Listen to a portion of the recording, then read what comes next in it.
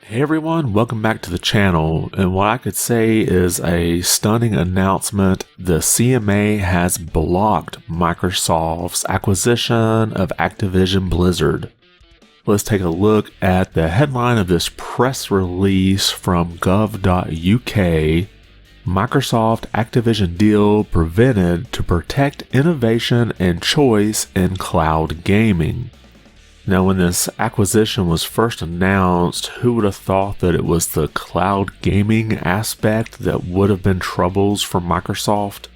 But let's go through some of this announcement here. It says, the final decision to prevent the deal comes after Microsoft's proposed solution failed to effectively address the concerns in the cloud gaming sector outlined in the Competition and Markets Authority's provisional findings published in February.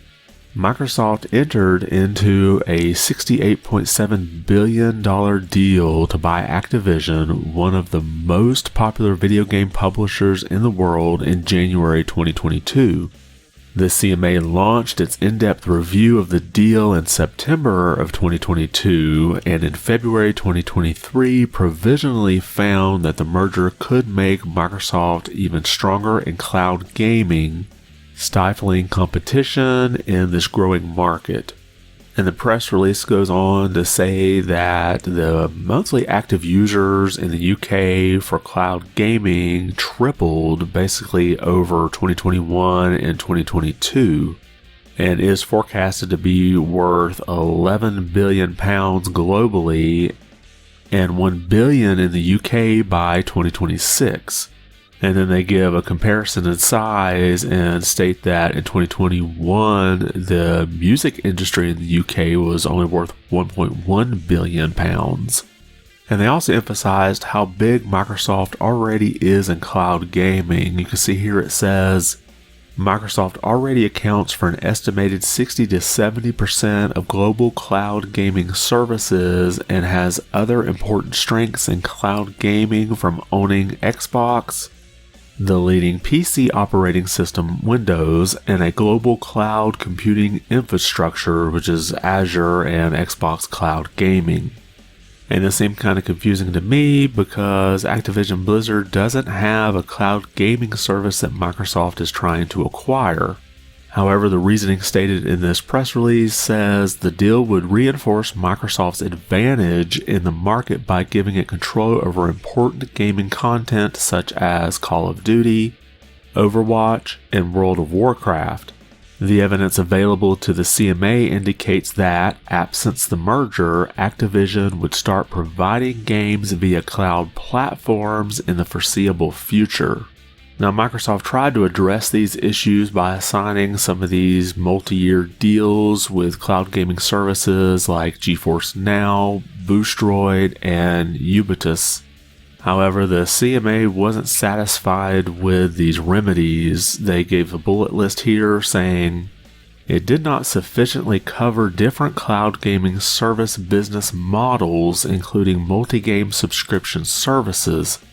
It was not sufficiently open to providers who might wish to offer versions of games on PC operating systems other than Windows, and it would standardize the terms and conditions on which games are available, as opposed to them being determined by the dynamism and creativity of competition in the market, as would be expected in the absence of a merger.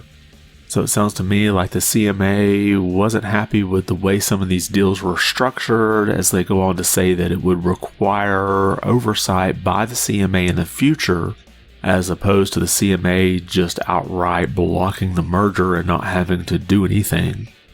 But the CMA did think that there were some positives to the merger, but they just wouldn't outweigh the harm it could cause to competition in cloud gaming. While having something like Call of Duty on Game Pass could be a positive for gamers, it could be a negative if Game Pass subscription costs go up. And Microsoft has already released several statements. We have this one here from Brad Smith. It says, "We remain fully committed to this acquisition and will appeal. The CMA's decision rejects a pragmatic path to address competition concerns and discourages technology innovations and investments in the UK. We have already signed contracts to make Activision Blizzard's most popular games available on 150 million more devices, and we remain committed to reinforcing these agreements through regulatory remedies. We're especially disappointed that after lengthy deliberations, this decision appears to reflect a flawed understanding of this market and the way the relevant cloud technology actually works. So Microsoft is going to try to appeal this decision. Obviously, they're going to have to make some more changes or adjustments to this deal in order to try to get it past the CMA. And you never want to be on the side that has to appeal because it's going to be an uphill battle from here on. So where do we go from here? I'm not real sure. We still have the EU's decision to come, and that's supposed to be by May 22nd.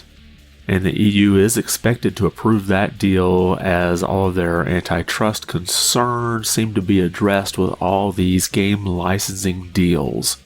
And then we have the FTC, which sued Microsoft to block this, although it's not a typical lawsuit, it's more of an administrative court. And that entire administrative court system is kind of up in the air as there's a decision pending at the Supreme Court that could completely wipe it out. So even though we had news yesterday that Microsoft was looking to start finalizing this acquisition, it seems like all of that is out the window.